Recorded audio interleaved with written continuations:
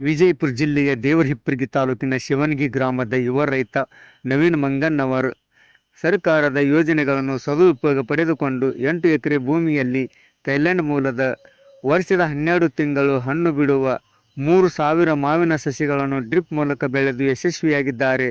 ಸಾವಯವ ಕೃಷಿಗೆ ಒತ್ತು ನೀಡಿ ವಿದೇಶಿ ಮಾವಿನ ತಳಿಗಳನ್ನು ಬೆಳೆದು ಇತರೆ ರೈತರಿಗೆ ಮಾದರಿಯಾಗಿದ್ದಾರೆ. ಸಮಯ ಟಿವಿ ಕೆ ನ್ಯೂಸ್ ವಿಜಯಪುರ.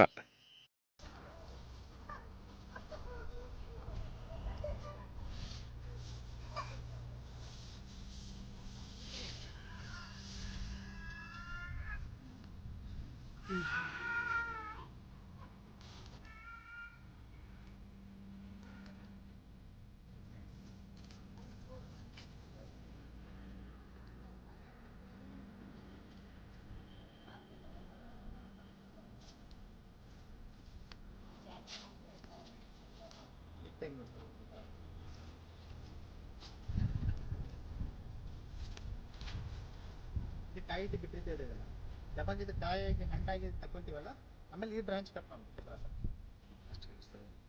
ಡಿಸೆಂಬರಿಂದ ಜನವರಿ.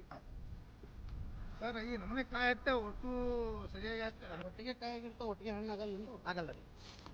ಅವು ಒಂದು ಸ್ವಲ್ಪ 15-20 ದಿವಸ ಒಳಗೆ ಆಗ್ತಾ ಇರ್ತಾರೆ. ಇನ್ನೊಂದು ಯಾವ ಕಾಯಿ ಹಣ್ಣಾಗುತ್ತೆ ಅಷ್ಟೇ ನಾವು ತೆಗೆಯೋದ್ರಿಂದ ಅದಕ್ಕೆ ಭಾರ ಕೂಡ ಕಡಿಮೆ ಆಗುತ್ತೆ.